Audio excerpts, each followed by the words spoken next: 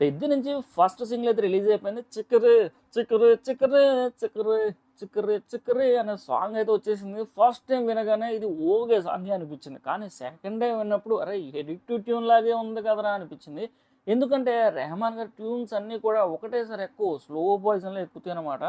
So immediate high లేదు, కానీ లూప్లో వింటున్నప్పుడు సెకండ్ టైం థర్డ్ టైం ఆ ట్యూన్కి అయితే మనం కనెక్ట్ అయిపోయి చిక్కిరి చిక్కిరి అనాల్సిందే. But let's be honest bro, ఈ సాంగ్ సక్సెస్కి 90% రీజన్ రామ్ చరణ్ అనే స్టెప్స్ చేస్తున్నాడు, డ్యాన్స్ కాదు మూమెంట్ చేస్తున్నాడు, మామూలు లేదు.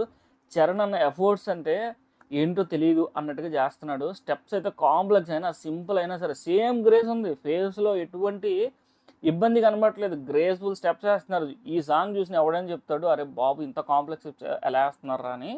కెమెరా అయితే షివర్ అవ్వాల్సిందే, ఆడియన్స్ అందరూ చీర్ చేయాల్సిందే. ఫ్రేమ్ని ఆ రేంజ్లో సెట్ చేస్తున్నారు ఆయన యాక్టింగ్ ఆయన డ్యాన్స్తో.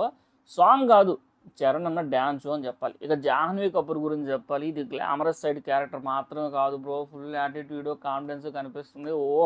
హాట్నెస్ అయితే మామూలుగా లేదు కదా bro. This might be her life time defining Telugu role అని చెప్పాలి. నోట్ చేసుకుని డెఫినెట్గా Janhvi Kapoor careers best character అవుతుంది ఇది అనిపిస్తుంది.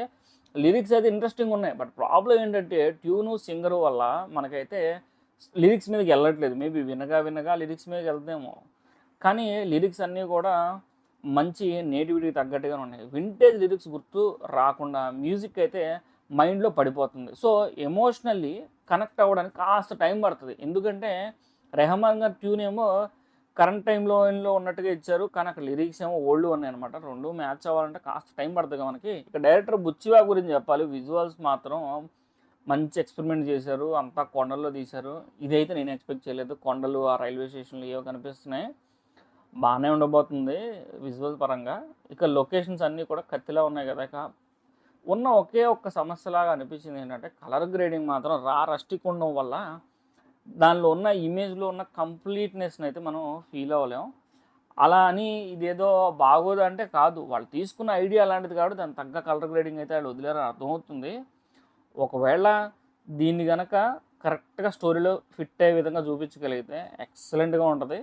సాంగ్ ఓకే, బట్ మూవీలో ఫుల్ కాంటెక్స్ట్లో ఇంకా స్ట్రాంగ్గా అవుద్దాము ఈ సాంగ్ అనుకుంటున్నాను. ఎందుకంటే రామ్ చరణ్ గారి పర్ఫార్మెన్స్లో ఆ డెన్స్ ఏవైతే ఉన్నాయో, ఫేస్ ఎక్స్ప్రెషన్స్ ఏమున్నాయో అన్నీ కూడా కంప్లీట్గా క్యారెక్టర్లో దిగిపోయినట్టు కనిపిస్తుంది.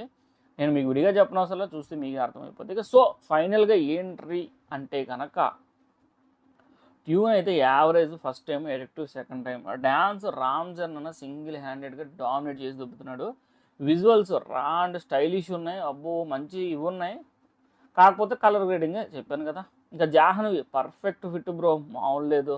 హాట్నెస్ కానీ రా స్టైల్ కానీ మామూలుగా లేదు. ఇక రెహమాన్ గారు అన్ఎక్స్పెక్టెడ్ టర్న్ అయితే తీసుకుని దాన్ని అయితే ఒక డిఫరెంట్ వేలో సాంగ్ అయితే తీసుకెళ్లారు.